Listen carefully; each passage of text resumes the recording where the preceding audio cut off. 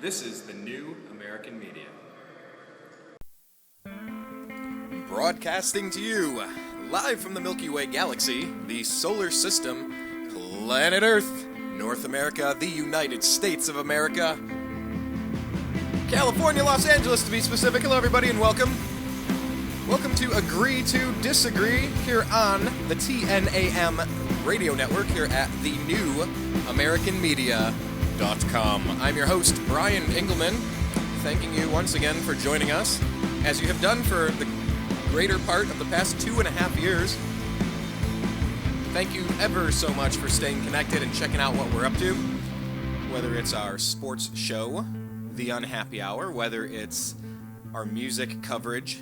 Check it out, we got a couple good videos. Zach Wild from Black Label Society went to the NAM convention, National Association of Music Merchants, about a week, maybe 2 weeks ago now, in Anaheim, California. Got a 9.5 minute ripping, shredding guitar solo posted up on the site. I asked him a couple questions at an interview, talked to Monkey, guitar player from Korn, and new products and cool stuff. So you might be coming over here from the music side, you might be coming over here from the political side, might be coming here from the spiritual side. We're going to be at the Conscious Life Expo again. That's coming up, I think it kicks off today. We're going to be going tomorrow and covering all the latest and greatest interesting stuff, whether it's ancient aliens or spirituality or health and cleansing and healing, what have you. We're going to be there, so we're not really sure what brings you to our site, but we're thankful every time that you do. So that being said, today's show is going to be an interesting one. We're going to bring in Emmy award-winning investigative journalist Ben Swann to the program, benswann.com, Truth and Media Project. We've had him on the show a couple of times before. Real quick, if you haven't had the chance to check out our homepage, it's at thenewamericanmedia.com. Because you might be watching this on Twitter or YouTube or embedded on, who knows, Lions of Liberty or Eccentric Perspective. We get Panda, doesn't matter, we're all over the place. But we want you to stay connected with us because the news moves really fast, and we want you to send us tips, the good tips. Send them over. On Twitter, we're at American_media_. So make sure you're following us on Twitter at American_media_. On Facebook, do a search of The New American Media and like the page, because we'd appreciate it if you do that. Put spaces in between those, The New American Media. And youtube.com/The New American Media. Click subscribe. We've had a bunch of videos up there, including the one, interesting, putting a lighter underneath a chunk of ice from outside, and it chars black, and it smells like plastic, and apparently there's a really good reason for this, and we put it out there, and 11,000 of you, it seems like every one of you watching it is leaving a comment. Everybody's a scientist. Some people are claiming it's not happening to them, and some people are claiming that it's perfectly reasonable for ice or snow to turn black and smell like plastic. It's the butane, it's sublimation. We just want the conversation. I don't know. But definitely swing by, check out. We have 2.5 years of archived videos. A lot of stuff for everybody, like I'm saying, whether it's music or sports or spirituality. We kind of get into a little bit of it all. So anyway, without further ado, we want to welcome Ben Swann back to the program. He has not been in the TNAM virtual studio for, I think it was around July when he launched this project. So we're thrilled to have him back, and we're going to grab him right now.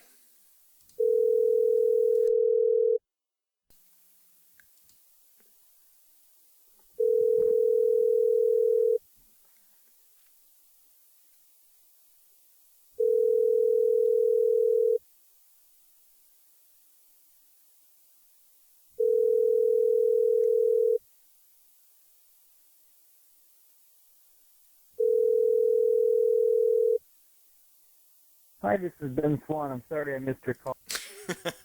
Gotta love live radio. Yeah, see, when you go through this process and you have producers and you have all of that stuff going on, you get the calls and you sort it out beforehand, and they're already on the line, and you unmute the channel and you go to the caller. We kind of do things a little differently here. We're basically a team of one. We roll really light on our staff, but it makes us flexible too, which is something that I really appreciate. yeah, I really like having the opportunity to change the date, change the time of the shows. I mean, there are options to go and work with other networks, as Ben used to work over at Fox. But when you do those things, you have a very strict and rigid parameter as far as what you're allowed to do and when you have to do it. So it's a give and take. I certainly would enjoy some of the perks that would go along with having a little bit more rigid guidelines on the new American media and having a team that's handling all of this stuff. But on the other side, it's nice to have a producer to get this all settled in advance. But hey, thanks for sticking with us anyway. We're going to give him another call. Try this again. This isn't the first time this has happened in our 2.5 years where we've had to make a multiple call, but let's give her a shot, shall we?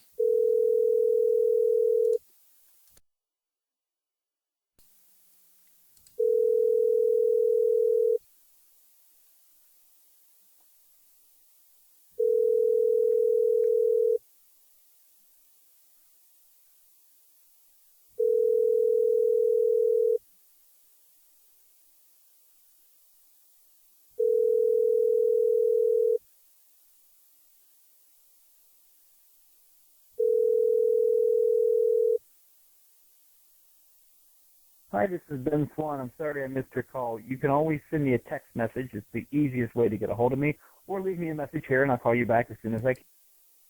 Well, ain't that special? Ain't that special? Well, I'll tell you what we'll do. We're going to play this song, Metro, by Twist of Nothing, composed by Sean Flynn, with drum virtuoso Johnny Rabb performing on the track.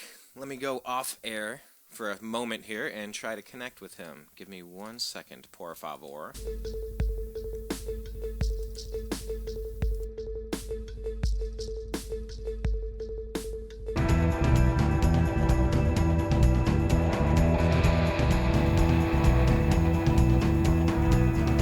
Alright, everybody, we've got a pretty weird story here for you. I want to talk about this.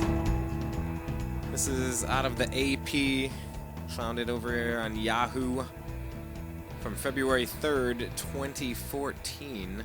I want to get your thoughts on this one. This seems, the more I read about this, the more confused I am. Trader Joe's drops black neighborhood store plan. From Portland, Oregon. The Trader Joe's grocery store chain has dropped a plan to open a new store in the heart of the city's historically African-American neighborhood after activists said the development would price black residents out of the area. The grocer, whose stores are found in urban neighborhoods across the nation, said Monday it wouldn't press its plan given community resistance, the Oregonian reported. Quote, "We open a limited number of stores each year in communities across the country," it said in a statement. "We run neighborhood stores, and our approach is simple. If a neighborhood does not want a Trader Joe's, we understand, and we won't open the store in question," end quote. The Portland Development Commission had offered a steep discount to the grocer on a parcel of nearly 2 acres that was appraised at up to $2.9 million. A purchase price of slightly more than $500,000. The lot is at the Northeast Alberta Street and Northeast Martin Luther King Jr. Boulevard and has been vacant for years.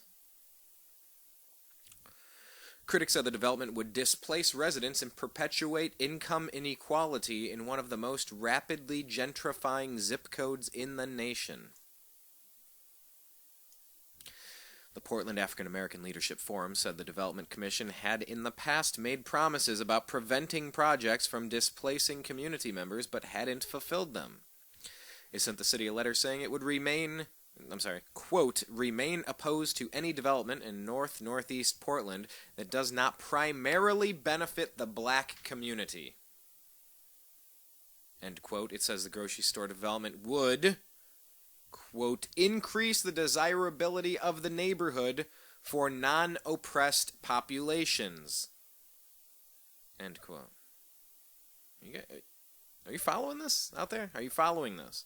Mayor Charlie Hales and the Urban Renewal Agency's Executive Director Patrick Quinton signed a letter in January that described what they said was the Commission's contributions to the destructive impact of gentrification and displacement of the African American community.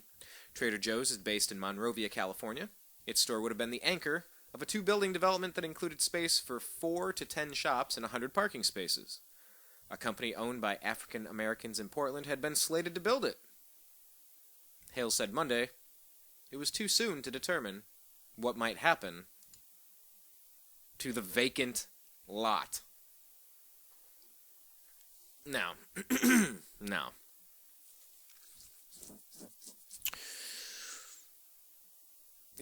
another part to the story that Yahoo left out,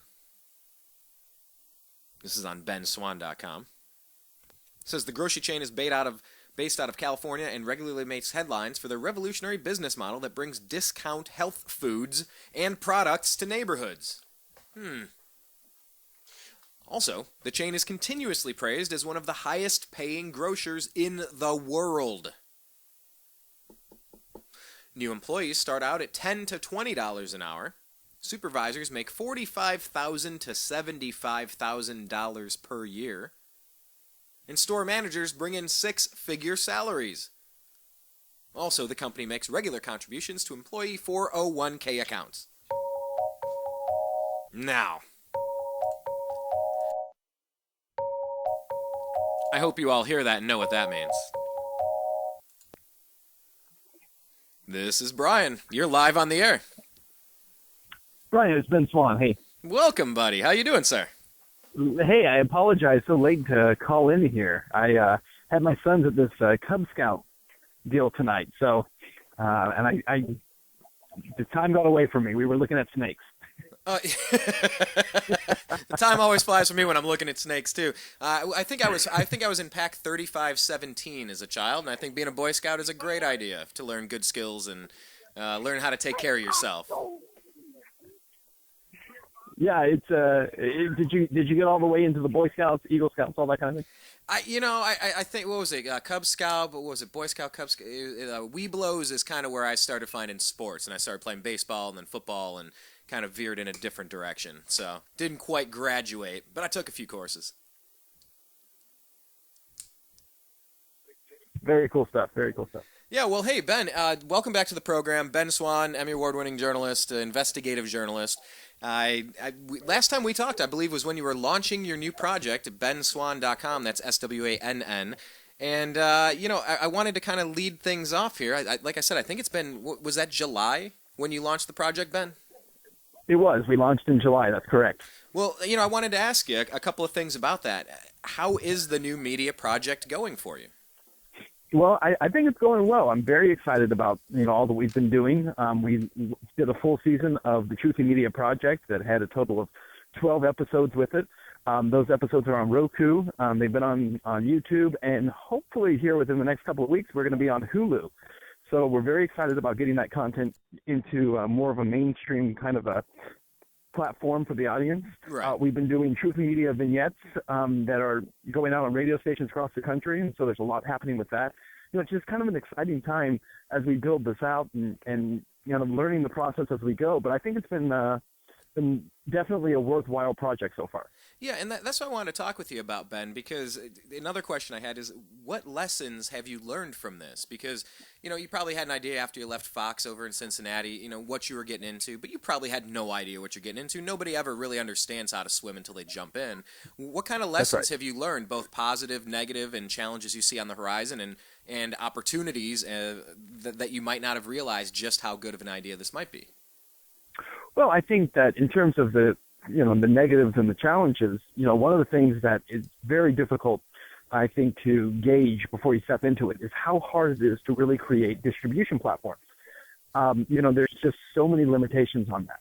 And so the whole process is really kind of set up to, keep out independent. I don't even think necessarily intentionally keep them out, but it's just not, the system of media that we have today is not very conducive to independent media. So I think the challenge of that has been difficult at times. It's taken a lot of work to try to overcome it. But I would say the positives, I love the fact that we're able to talk about any issue that we want to talk about. We could cover, any story that we think is newsworthy. And we've done that. We've talked about a lot of issues that I've taken heat for talking about, and I'm more than happy to take that heat because I think it's the right thing to do. We were just talking, Ben, about one of the stories that you had on your site, another one that I found on Yahoo. This one, are you taking any heat for this Trader Joe's story? Because I'm just, I shop Trader Joe's damn near exclusively. I've called corporate a few times, and they've assured me that anything with the Trader Joe's brand name on it contains all non-genetically modified ingredients. Whether that's true or not, time is going to tell.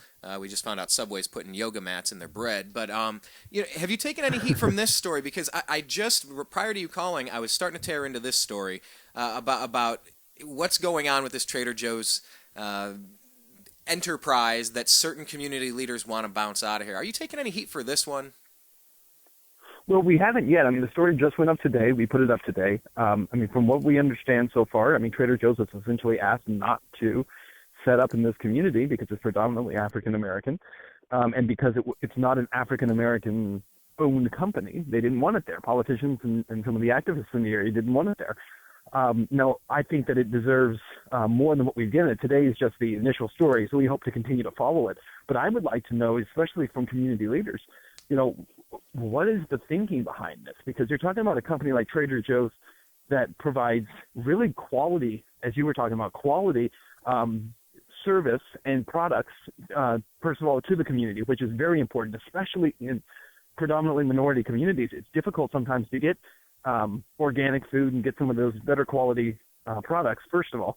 And secondly, the idea that you're going to prevent people from taking on good-paying jobs and you're going to prevent those from coming into your areas. So I think it deserves more coverage than what we've given it. Obviously, today's the first day. We just ran the story today, but I think there's much more to be done on it. Yeah, I'm reading through this, and it's astonishing on so many levels. Number one, it wasn't Michelle Obama and Barack Obama out there saying that there are food deserts in the urban areas where you can't get good food, and it's all fried, greasy, garbage food. Okay, point number one. Point number two, these jobs are paying $10 to $20 an hour on the low level, supervisors $45 to $75K, and then store managers are in six figures, and they're all being contributed to the 401k accounts. Why wouldn't a community want jobs like this? And a third point, what if some place in the Deep South said, we only support businesses that are owned by whites around here, so we're going to ask that you not come here, meaning you're not allowed to come here because you're not white, you're not Caucasian. There are so many angles to this that are just blowing my mind, Ben. I think this is just an amazing, astonishing story. I agree, and I think for exactly those same reasons. You talk about the food deserts, and those are legitimate issues, right? The issue of having the lack of quality produce, the lack of, as you said, non-GMO, which is rarely mentioned with food deserts, but I think we can talk about it. Having non-GMO foods, having that kind of quality product is, first of all, a very legitimate issue. But to not only turn away a business that does that, but to turn away a business, as you mentioned, and we talk about this in the story, that provides really good-paying jobs, to do that for the sake of, race baiting or concerns over setting up this system so that it benefits one group over another is just, it seems inane. Yeah, it does. And, reading about this, about concerns about gentrification and about making the neighborhood nice so it's going to push black residents out of the area, who says black residents have to live in a bad area? What kind of community leader wants to say, hey, my people that I quote-unquote represent need to live in bad areas with low income, no jobs that pay $100,000 a year and contribute to your 401k, and have lousy food options? How in the world is a person like that considered a community leader when they're not trying to help their neighborhood?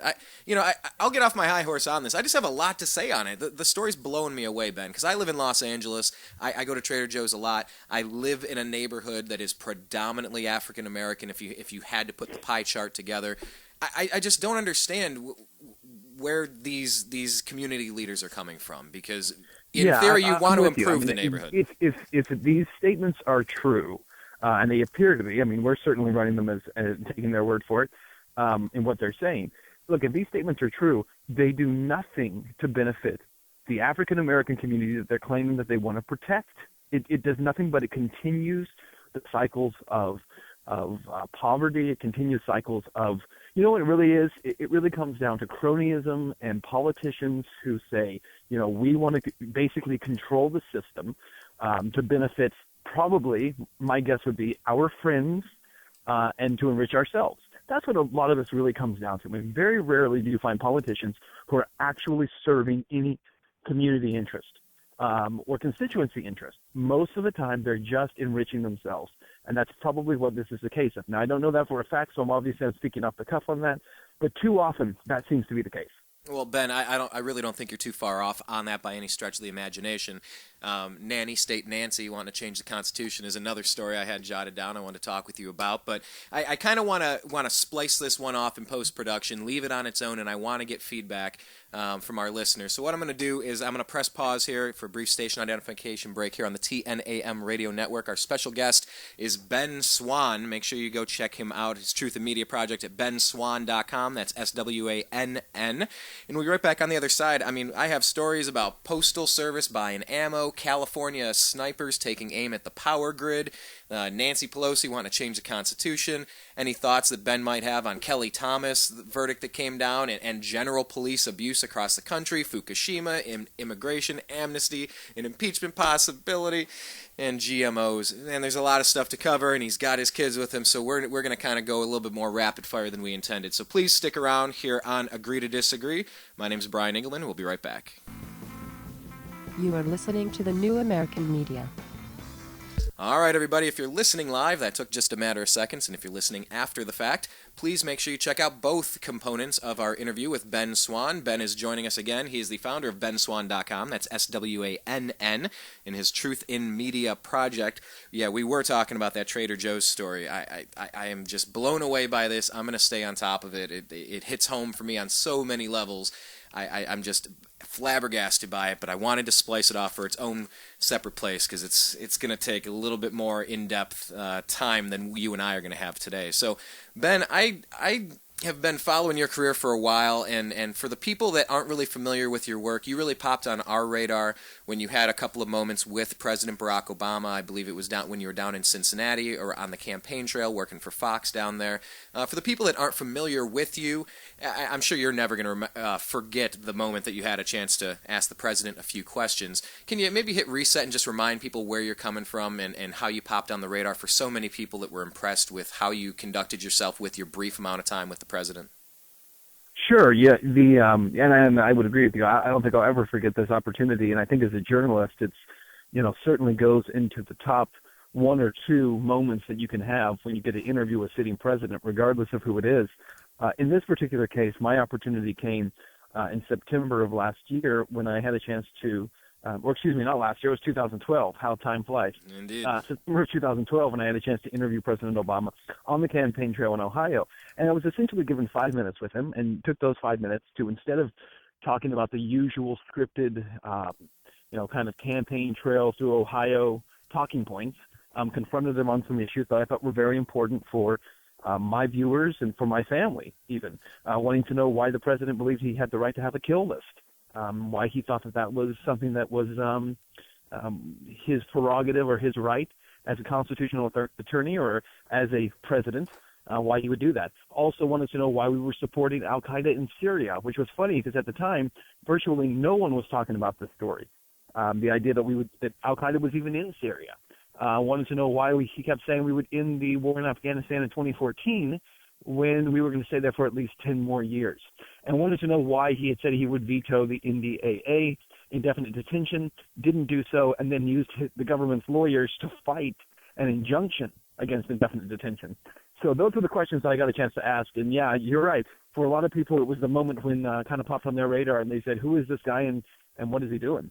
Yeah, absolutely. Because for so many of us out there, Ben, we've wanted to ask that question for so long. Just like, hey, Mr. President, the night of Benghazi, where were you and what were you doing? When did you find just some of the basic components of so many scandals going on right now? You just want to get to the bottom of it. And when you talk about indefinite detention, and you talk about Al-Qaeda being in Syria, and of course, John Kerry banging the war drums, we got to go in there because they're using chemical weapons. Well, what were they using before? Bombs and bullets? Well, were those killing people? Yeah. Yep. So why do we go now? Because of weapons, because of chemicals. Yeah, but the bullets killed too. Chemicals. Right, but the bombs were chemicals. Right, now we need to go in because they're still killing people. It makes not a lick of sense. I don't trust any of this global game of Risk that we're playing. But yeah, I mean, you really did represent a lot of us in the alternative media, the new American media, of which I do consider you an honorary member, by the way, in case you weren't aware. Well, thank you. But, I mean, I think we're all kind of stepping up doing the jobs that we wish the mainstream media would do, and I call them the dinosaur media because they're not really helping us. But yeah, I mean, that's the background where you came from, and you left there, and you've been running your own project now.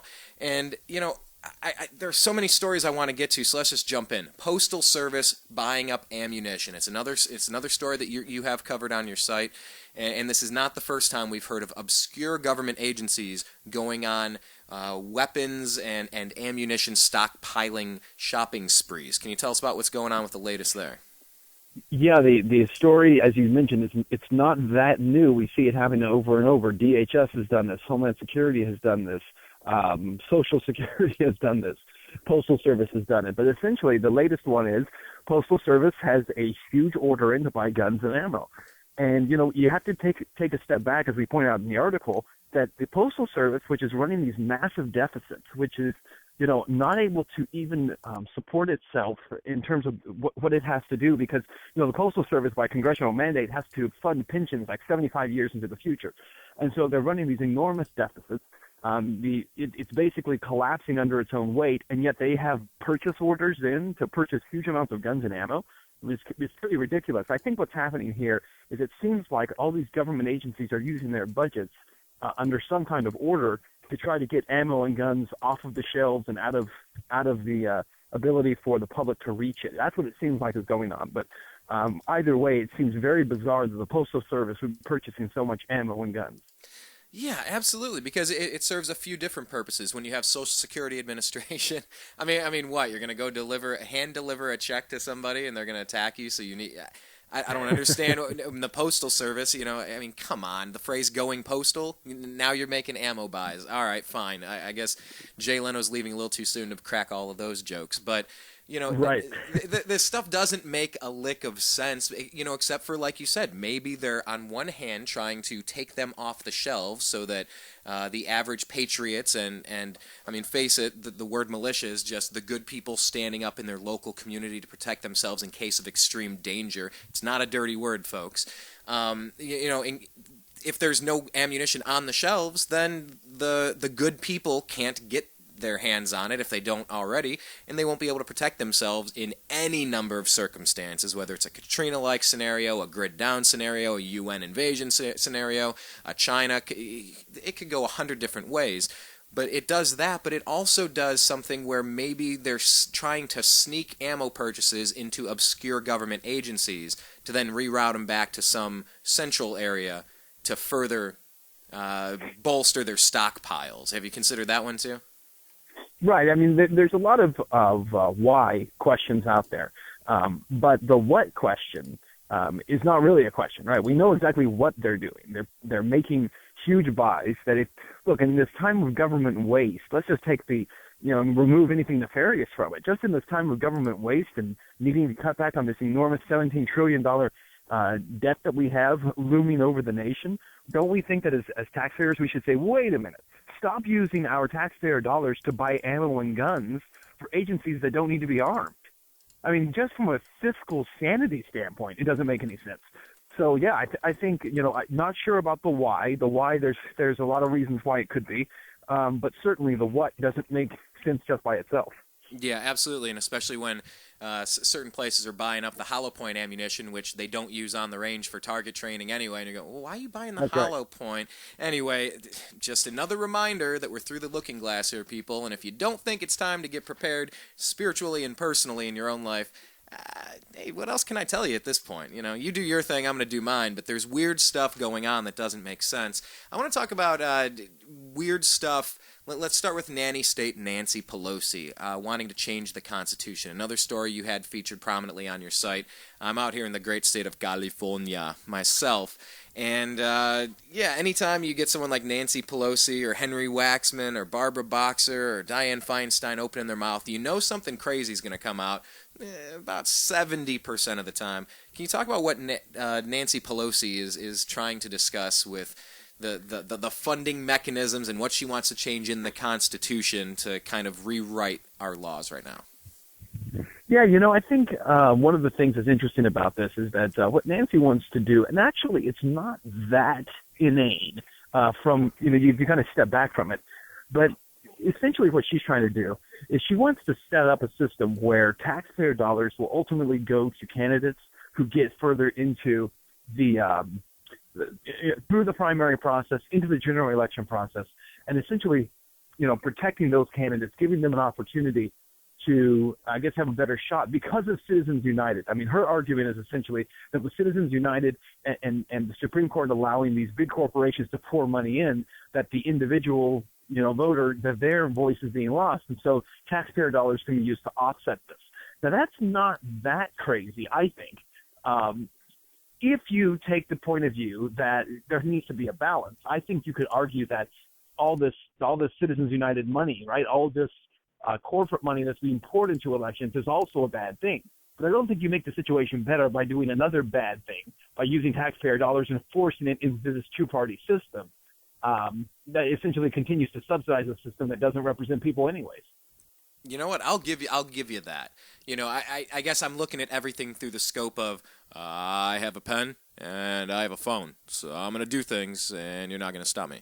That was essentially the point of the President's State of the Union speech, where I really can't remember much else that he was saying except this kind of fake bravado. It really kind of seemed like bad B-movie acting. I mean, I can see the Hollywood sign from my office studio over here. It seemed like bad acting, puffing his chest out, trying to seem tough.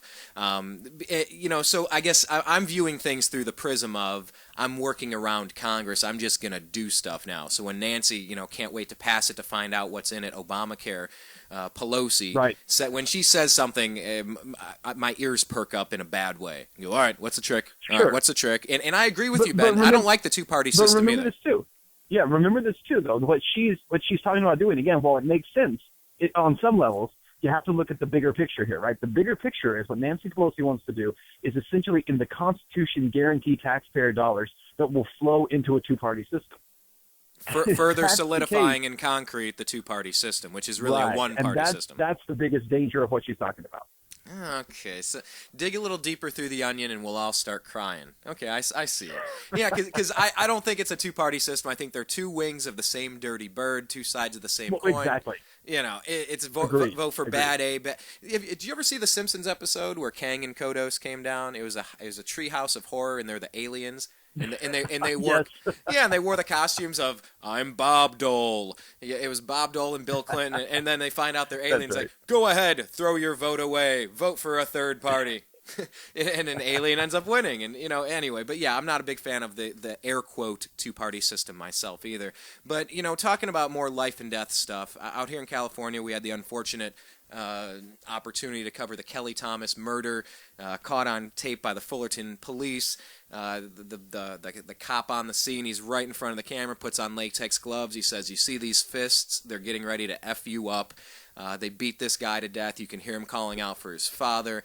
6 people just bludgeoning him. The pool of blood growing. I mean, it had premeditation. It had intent. The guy was sitting down on the concrete, and then they just let these guys off. They did not find them guilty.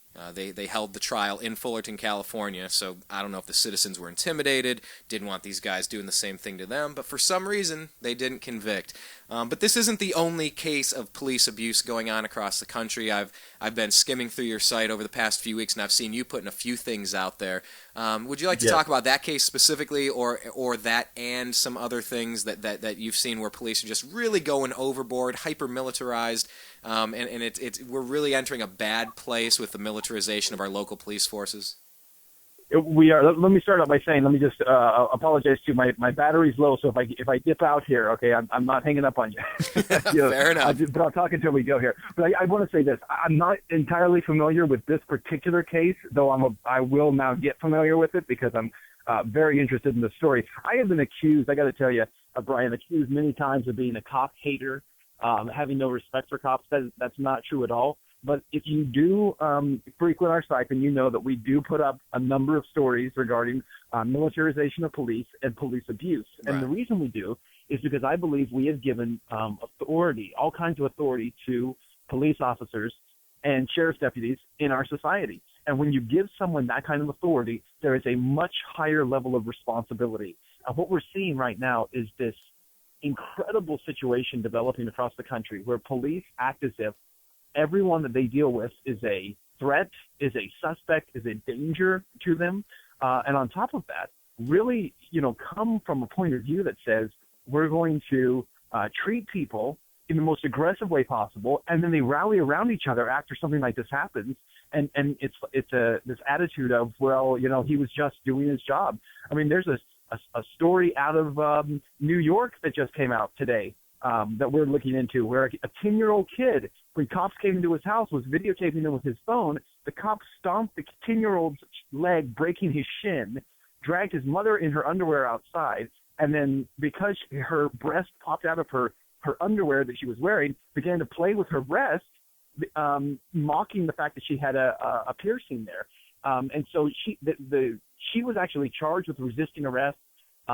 She's now suing because of sexual assault and also for the assault on her son. But we see this happening all across the country, and it is a unbelievable problem that the American people had better wake up to, and they had better start doing something about, because it's only going to get worse.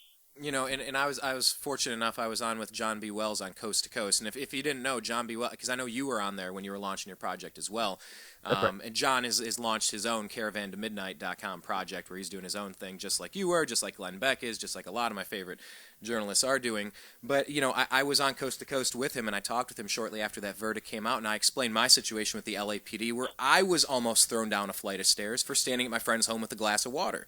You don't need to jump to aggression and physical activity. That's what I was always taught in school. Don't throw punches. But if someone's going to get up in your face and start getting aggressive with you, you have to eliminate the threat.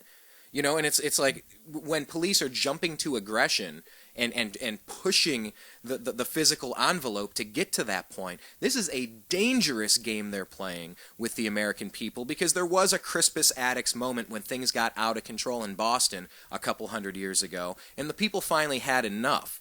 I'm not familiar with this New York case, but I'm going to look into that one, like I hope you look into Kelly Thomas as well. But I mean, it almost seems systematic, like this is coming down from on high and it's rolling down the mountainside, Ben. This isn't accidental, right?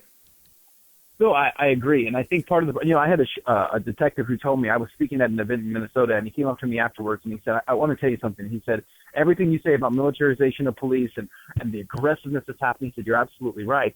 He says, I've got to tell you, he says, in 20 years of doing this job, I can tell you that I have only had one class on the Constitution. It was when I was in the police academy. Wow. He says, and yet every single month we have active shooter training that we go through that's teaching us to watch out for the suspect, that everyone's a suspect. I mean, think about the fact that we have these, what they call no hesitation targets that police are being trained on. Oh, yeah. A pregnant woman holding a gun, a kid holding a gun. Listen, we should never be training someone to not hesitate in using deadly force. That should be the option of last resort. What we should be training them Exactly. Exactly. It should be the last final option, just like I was told. Don't go swinging your fists. Don't get into fights. Don't do any of that stuff. It is an absolute last resort when you have to defend yourself. I don't know why you break a kid's shin for videotaping you, because you're allowed to videotape them. These aren't kings and queens. These aren't imperial foot soldiers. These people are our employees. And I got accused after really railing against the Kelly Thomas thing by one of my buddies who's a cop in Arizona. He's like, oh, I see you're a cop hater. I'm like, no, just the disgusting, corrupt, murderous ones. I love the police when they're doing their job of defending the Constitution and the downtrodden and getting the bad guys, but when they become the bad guys, they need to be locked up quicker, and they need to have harsher penalties on them. So, harsher penalties. That's right, because what happens is when someone's wearing that badge, look, if I'm walking down the street and I see just a group of 6 guys beating someone, I can intervene. If I'm walking down the street and see 6 cops beating someone, I can't intervene.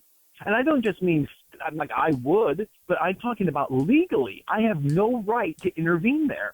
And under Good Samaritan laws, if these guys are not wearing badges, by law, I'm compelled to intervene. I mean, that's the crazy thing about what we set up in this system here, is you don't have any level of acceptable behavior that is forced on these guys. And again, there are so many cases of cops who are abusing people, throwing people into walls, busting their heads open for the smallest things, tasing children and elderly people simply because they refuse to comply with an order. I mean, you have ridiculous things like this unfolding all over the country. And I'll tell you, Brian, I think a lot of it goes back to the fact that during the 70s and the 80s, that this was happening in minority communities that were considered drug areas. And so we allowed police to be militarized in so-called drug areas. And now it's just spread to all police departments all over the country. And that's not to say every cop is a bad cop. There are a lot of great cops out there. But we got to start pushing those great cops to stand up and to take a stand against these bad cops.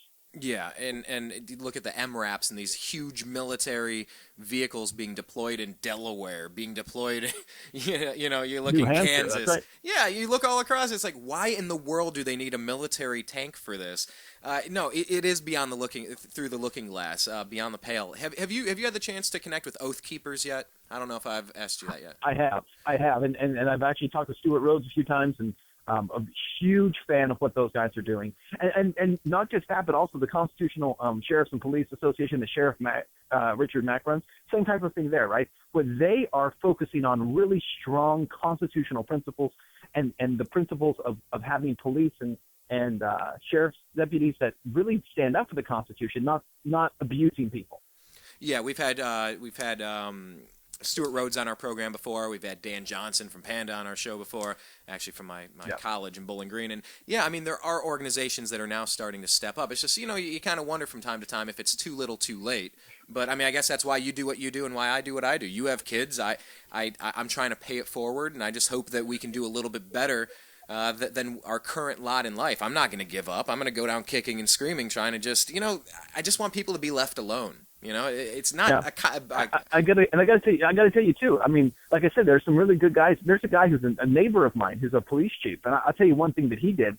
I'm a huge opponent of red light cameras and these speed cameras because it's just more taxation, right? Without representation. That's all it is. They pretend it's public safety. It's not public safety. But a neighbor of mine who was a police chief, he's now retired, but he's recently retired, was approached by one of these companies saying, hey, we'll bring this into your town. It's going to bring all this revenue. It's going to slow people down. And he told him there's no way. And threw these guys out and said, all you guys are trying to do is take advantage of people. You're trying to run up, fake tickets on people and charge them money. He said, it's theft, and you're not going to have any place here. And he ran these guys out. And 3 times they came back, and he stopped them every single time.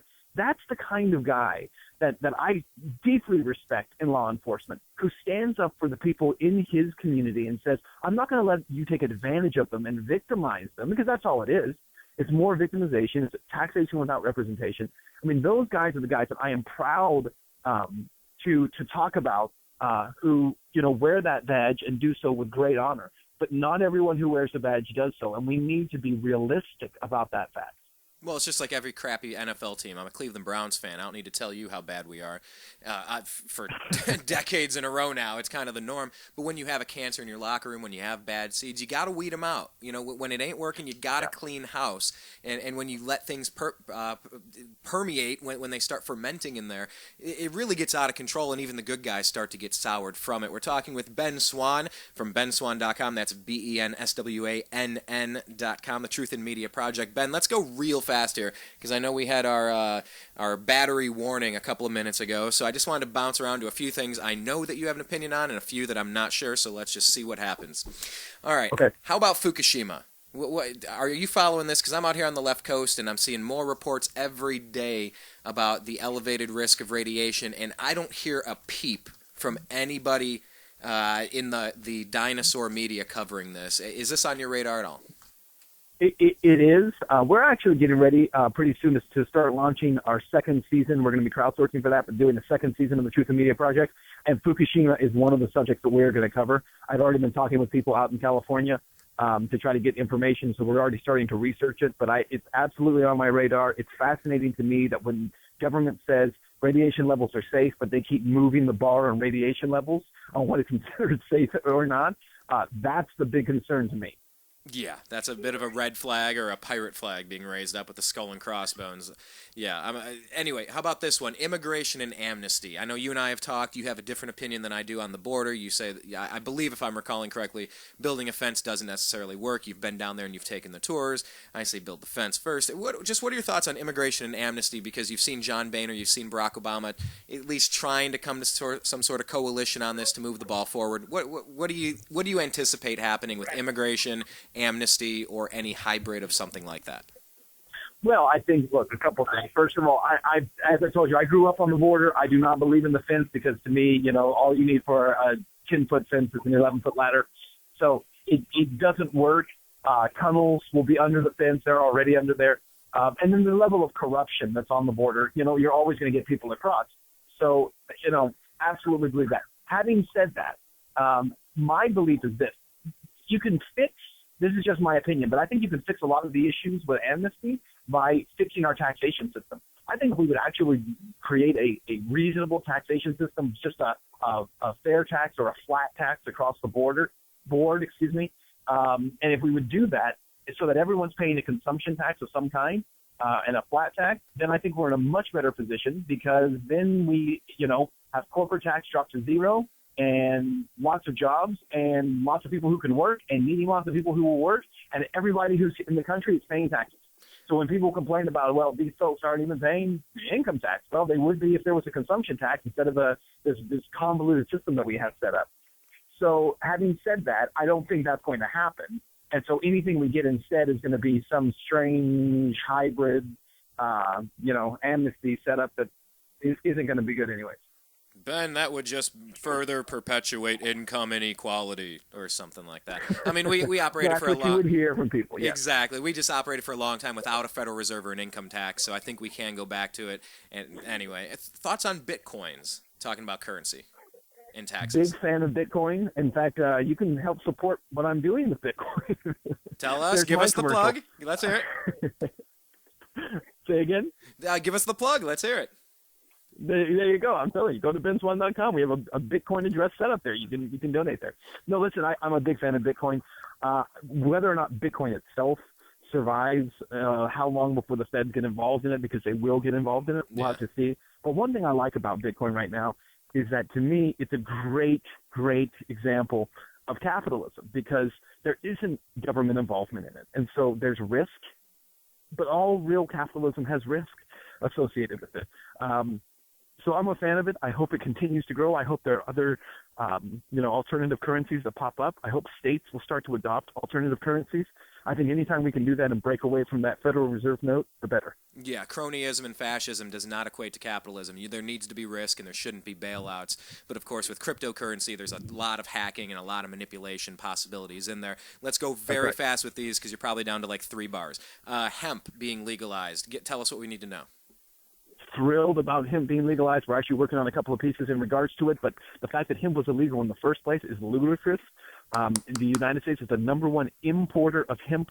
For people who don't know this, the fact that we have hemp illegal makes no sense when we're importing more than any other nation in the world. It's only illegal because it looks like marijuana. It's actually also illegal because of William Randolph Hearst, and his newspapers didn't want to compete with hemp. So I think it's a positive thing. It's great for people in Kentucky and Maine and Vermont who want to grow hemp.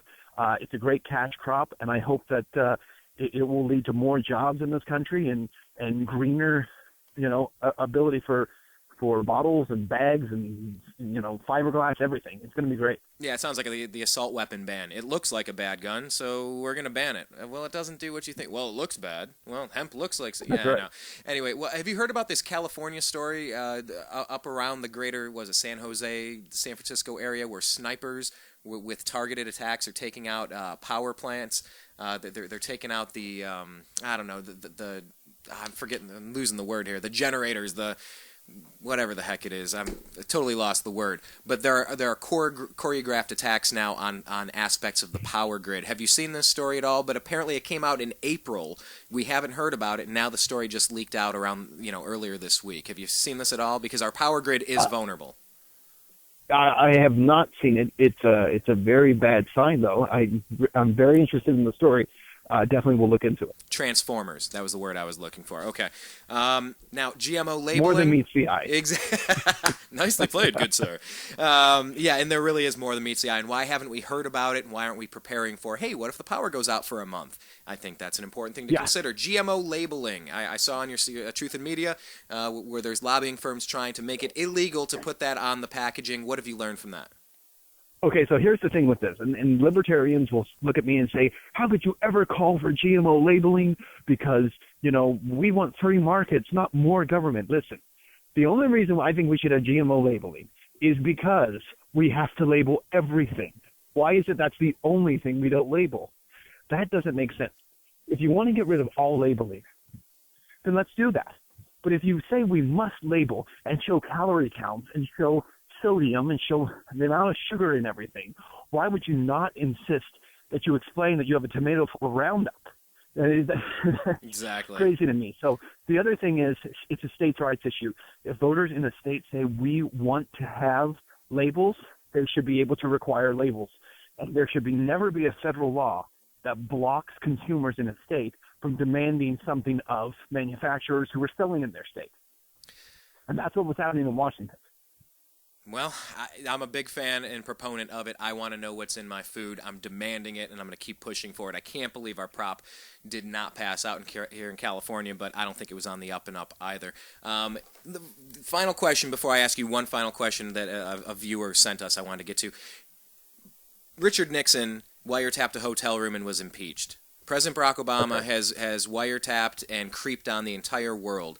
Is impeachment a possibility, a legitimate possibility, with the IRS targeting his political opponents on his enemies list, wiretapping the globe, just stomping on the Fourth Amendment, down the list? Is impeachment an actual possibility, in your opinion, do you think, in the next 2 years? I believe it is not. And the reason I think it is not a possibility is because the leadership of both parties likes what this president is doing. They would both want to use the IRS to target their enemies. They would both want to use the wiretapping powers. They would both want to use the surveillance powers. They have no desire whatsoever to scale back any of it. So would they impeach this president? No, because as soon as the guy from their party gets in, or girl, then it's going to be business as usual. There is no political will to end any of it, so no. And final question, Ben, and we'll let you get going here. One of our listeners, I think he's going to be a guest on your program, Mark Clare with Lions of Liberty, a good friend of ours. He just tossed out there, he said, what are your thoughts, Ben, on the accusation that independent journalists or new media journalists cater to conspiracy theorists by covering topics like vaccines and 9/11? Are you and I and Mark and all the Blake Wally and Coast to Coast, are we all catering to conspiracy theorists by covering controversial topics? See, I think that's interesting because, first of all, let me say this. If you cover 9/11 at all, you're covering a conspiracy theory, okay?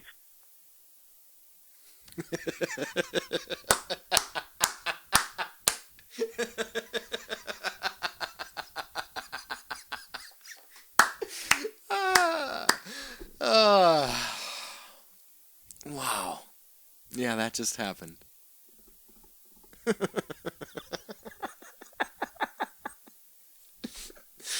There's always the jokes that when you get into the controversial topics, the call will drop. There will be technical glitches and difficulties. Hello, NSA.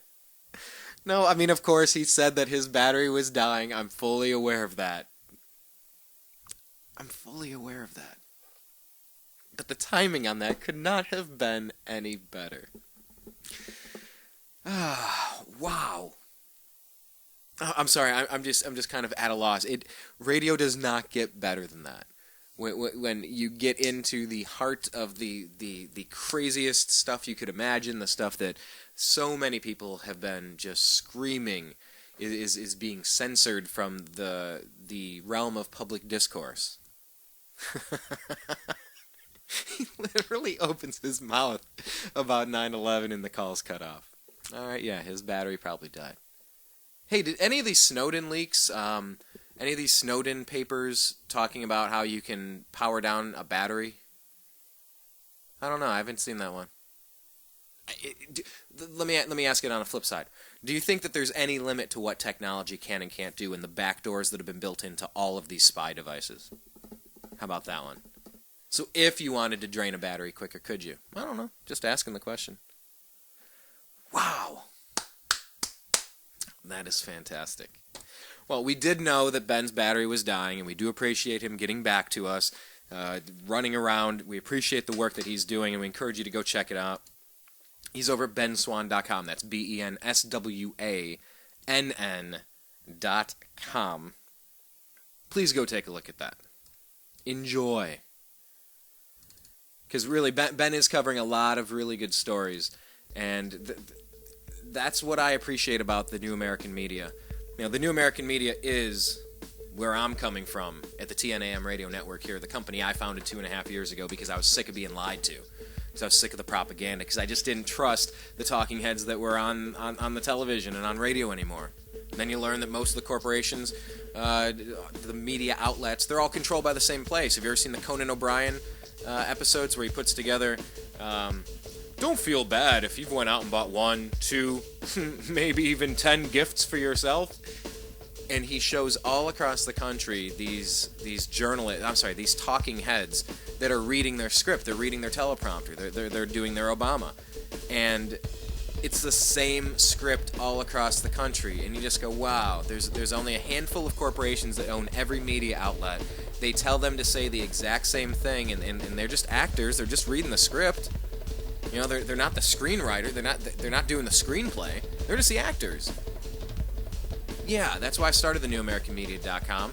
And really, I told Ben he is a member of it, whether he knows it or not. He is, John B. Wells is, Blake Wally is, Dan Johnson of Panda is, who did I forget? Blake the Eccentric, Mark Clare, Lions of Liberty. I mean, you just go down the list, Coast to Coast, Alex Jones. Sorry, I can't go through the list of all of the great alternative media outlets, but really at some point I think the other media is going to become the alternative media. I think they're going to become, really, I call them the dinosaur media, and I do mean it. They're on their way out, and I think that they know it. On an even playing field where we have equal access, we win, we dominate. Why? Because we're doing the job that dinosaur media just won't do. Why? Because they're all tied to corrupt corporations who are tied to corrupt politicians passing corrupt laws to make more corrupt corporations even more money at our expense. While the dollar's devalued, while we're involved in endless war, like in 1984, complete massive police grid surveillance from the NSA on the local level, on the national level, on the global level. This is a prison planet. And it's ridiculous. It doesn't need to be like this. So yeah, you know, you, the listener, you're all a part of the New American Media. And I appreciate you guys for checking us out. And I want you, and that's why we do a lot of our interviews with certain people, whether it's John B. Wells or Ben Swann. We encourage you to go check them out because they're doing great work. benswann.com, SWANN.com. And as he joked earlier, you can donate and contribute by Bitcoin to his Truth in Media project. We encourage you to check that out. We haven't run our little Kickstarter project yet, but it's on its way. It's on its way because we want to expand our empire just a little bit and hire some staff. That's coming up. Oh, it's coming down the pike over here at the New American Media, so please do us a favor, check out thenewamericanmedia.com, scroll around and enjoy some of that content, subscribe to youtube.com/thenewamericanmedia. A lot of video views recently. We have music stuff up there, spirituality stuff up there, sports stuff up there. It's not just politics. I can't handle just politics all the time. We mix it up a little bit. Please swing by and check it out. Make sure you're following us on Twitter. We're at American_media_. It's the fastest way to stay connected with us. If you have a hot news tip or you see a story that you think we need to cover, tag us at American_media_, and we might retweet it. Just don't overdo it. Give us 1 or 2 a day. Don't bombard us, or else our whole timeline will be screwed up. And finally, on Facebook, search The New American Media and like our page because we like it when you do that. Special thanks to NBA scout Zach Barris for joining us on the Unhappy Hour Sports Show. Special thanks to Ben Swann, and special thanks to each and every one of you out there. We love you. Peace. See, I think that's interesting because, first of all, let me say this. If you cover 9/11 at all, you're covering a conspiracy theory, okay?